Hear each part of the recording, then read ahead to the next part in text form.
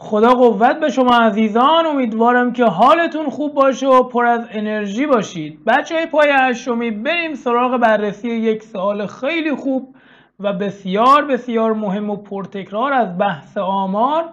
اینجا دیگه میخوایم این قسمت رو شخم بزنیم و کامل بررسی کنیم، این قسمت جدول‌های آماری رو که شما مسلط بشید. جدول آماری رو کامل کنید و بعدش هم باید میانگین تقریبی داده ها رو به دست بیاریم.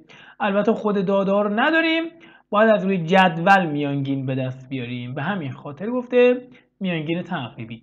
خب حدود دسته ها بچه‌ها، کوچکترین داده ما بچه‌ها ببینید از 0 شروع می شود تا حالا آخرین داده. ببینید هر دسته از 0 میاد تا 4، باز دسته بعدی از 4 میره تا 8. انگار که 4 تا 4 تا فاصله است بین، یعنی طول هر دسته 4 واحدیه انگار. پس طول هر دسته 4 واحده. خب الان میخوایم این جای خالی رو پر کنیم. از 0 میره تا 4، از 4 میره تا 8. اینجا هم دوباره از همون 8 میره تا چی بچه‌ها؟ 4 تا بعدش 12. فقط دقت کنیم که اولیاش مساوی داره. اینجا باز دوباره ببین از 12 اومده 4 تا بعدش تا 16 اینجا مساوی داره اولیاش. تا میرسیم به دسته آخر دوباره از 16 میره مساوی رو میذاریم x، بعد میره 4 تا بعدش تا 20. دسته آخر هر دوتاش مساوی دارن بچه‌ها. حالا بریم چوب خط و فراوانی. خب تعداد چوب خط هم فراوانی رو به اون میده. تو دسته اول یه دسته 5 تایی چوب خط و یه دونه یکی داریم، پس تعداد فراوانیش اینجا به دست میاد 6 تا. و تو دسته دوم 4 تا چوب خط داریم، فراوانیش 4 تا، یعنی تو این دسته 4 تا داده داشتیم. تو دسته اول 6 تا داده داشتیم تو این محدوده. تو دسته سوم فراوانیشو داده 8 و ما باید چوب خطاشو بکشیم. خب میگیم یک دسته 5 تایی میکشیم، 4 و 5، 3 تا دیگه هم میذاریم به همین راحتی. تو دسته بعدی اصلا نه چوب خط داده نه فراوانی، پس فعلا باش کاری نداریم تا ببینیم در آخر چی میشه و حسابش کنیم. تو دسته آخرم چند تا چوب خط داریم؟ یه دسته 5 تایی و یه دونم 4 تا، میشه 9 تا. بچه مجموع فراوانی ها، ببینید مجموع فراوانی یعنی تعداد کل داده ها. مجموع فراوانی مساوی با چی؟ تعداد کل داده ها. همیشه تعداد کل داده هم میشه هم مجموع فراوانی. الان دسته اول 6 تا داده، دسته دوم 4 تا داده، دسته سوم 8 تا، دسته چهارم نمیدیم، دسته پنجم 9 تا داده. کل اینا باید بشه 44 تا. درسته به سر خوب؟ خب الان به من بگو ببینم اینجا باید چند تا باشه که حاصل جمع کل اینا بشه 44؟ خب میگیم جمع میزنیم. 6 و 4 10، با این 8 18، با این 9 27. 27 با چی جمع بشه 44؟ آفرین 17. پس اینجا فراوانیش 17 بوده. بیایم چوب خطاشو بکشیم. پس از این مجموع فراوانی اینجا کمک گرفتیم تا این فراوانیشو به دست بیاریم. 17 یعنی 3 تا دسته 5 تایی، بله، و 2 تا دیگه هم میذاریم، 15 و 2 میشه 17. بریم مرکز دسته. بچه اینجا ببینید از 0 تا 4 وقتی میگه x بزرگتر مساوی 0 تا 4، یعنی اگر ما داده 0 داشته باشیم تو این دسته به حساب میاد به دلیل مساوی بودن، ولی 4 تو این دسته به حساب نمیاد چون مساوی نداره. به این 0 میگیم کران پایین یا حد پایین، مثلا میگیم همون حد پایین. به این 4 میگیم حد بالای این دسته. حد پایین، حد بالا. مرکز دسته یعنی چی؟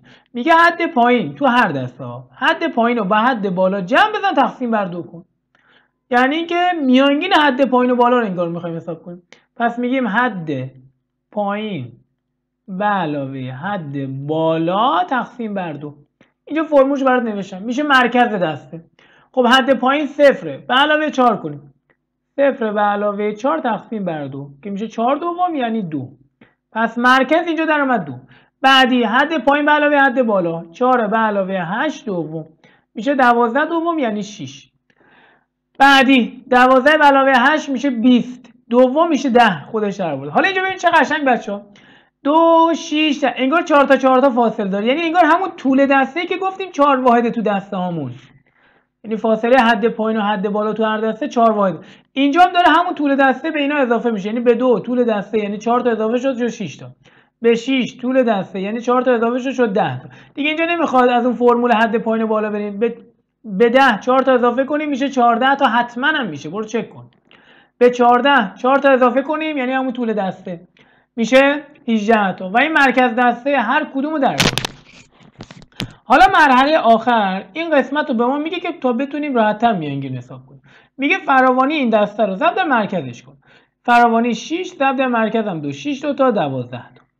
اینجا 4 6 تا 24 تا. اینجا 8 10 تا 80 تا. اینجا 17 14 تا. یکم فکر کن، ضربش کن. 17 14 تا بله 238 تا. و اینجا فراوانی ضرب در مرکز 9 18 تا بچه میشه بله 162 تا. حالا توی آخرم جمع کل اینا رو میخواد، این 12 24 80 238 تا 162 رو جمعش رو میخواد، مجموعش رو میخواد. ببینید ردیف مجموعه میشود 516 وقتی جمع اینا رو حساب کنیم. جدول رو کامل کردیم. حالا اینجا از ما میخواد ببینید چون خود داده ها رو نداشتیم بچه میومدیم از هر دسته یه مرکز رو به عنوان نماینده اون دسته میگرفتیم. مرکز دسته مثلا تو این دسته عدد 2 مرکز این دسته به حساب میاد، نماینده ای از اون 6 تا داده ای هست که تو این دسته هستن. به همین خاطر میانگینی که از جدول به دست میاریم تقریبی به دست بیاد. یعنی مثلا ببین انگاری که ما تو دسته 0 تا 4 مگه نگفتیم 6 تا داده داریم، انگار کل اون 6 تا داده رو هر کدومش رو 2 در نظر گرفتیم. دیگه اون تفاوت‌های خود داده‌های اصلی رو دیگه در نظر نمیگیریم. به طور میانگین نماینده این دسته رو 2 گرفتیم، یعنی 6 تا 2 داریم. اینجا 4 تا 6 داریم، اینجا 8 تا 10 داریم، تو این دسته 17 تا 14 داریم، تو این دسته 9 تا 18 داریم. پس طبیعیه که میانگین ما هم تقریبی به دست میاد. خب فرمول میانگین همتون میدونید، یعنی مجموع کل داده ها، حاصل جمع کل داده ها تقسیم بر تعداد کل. مجموع کل داده ها تقسیم بر تعداد کل.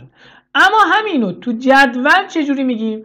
میگیم مجموع کل داده ها. ما تک تک داده ها رو که نداشتیم که، میگیم نه، میگم فقط نماینده هر دسته رو به صورت مرکز دسته به دست آوردیم.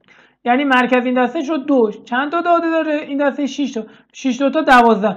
یعنی فرمول اصلی میانگین تو جدول اینه: فراوانی دسته اول ضرب در مرکز همون دسته، مرکز اول، به علاوه دوباره فراوانی دسته دوم، فراوانی دومی ضرب در مرکز همون دسته، یعنی مرکز دومی، تا حالا هر چند تا دسته که داریم به روی تعداد کل. تعداد کل داده ها توی جدول میشه همون مجموع فراوانی دیگه. پس بر روی مجموع فراوانی.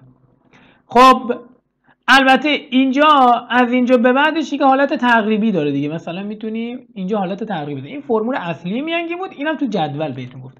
خب ما فراوانی ضرب در مرکز برای هر دسته رو حساب کردیم، پس کافی فقط جمع بزنیم. مثلا این دسته بچه‌ها، دسته اول ضرب کردیم شد 12، یعنی مرکز ضرب در فراوانیش کردیم شد 12. دسته دوم شد 24، دسته سوم شد 80، دسته چهارم شد 238 و دسته آخرم شد 162. بر روی تعداد کل هم که تعداد کل داده میشه مجموع فراوانی 44. خب میایم اینجا حساب میکنیم میانگینمون رو. اینجا یه خط فاصله بذارم. صورت که همون اولم در آوردیم 516 44. البته به جای اینا من میتونستم 516 رو بذارم ولی کامل توضیح دادم. 516 44 بچه‌ها به تقریب در میاد 11 ممیز 72 صدم. البته به تقریب دیگه. پس میانگین تقریبی این 44 داده ما تو این جدول آماری در اومد 11 ممیز 72 صدم.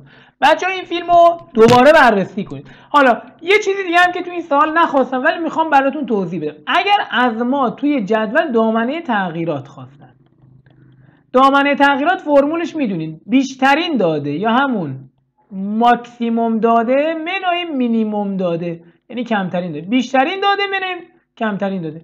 الان فرض بگیریم که حالا خود 0 هم تو جدول باشه، خود 20 هم تو جدول باشه. بر فرض اینکه خود 0 و خود 20 هم تو جدول هستن. بیشترین داده ما 20 میشه، کمترین داده ما هم 0 میشه که 20 - 0 میشه 20. گفتم بر فرض اینکه 20 0 و 20 هم جزء داده ما باشن و تو داده ما فرض کنیم که بودن. اینجوری میشه دامنه تغییرات رو به دست آورد. خب تا آموزش بعدی یک مبحث خیلی خوب رو با هم بررسی کردیم. خدا نگهدار.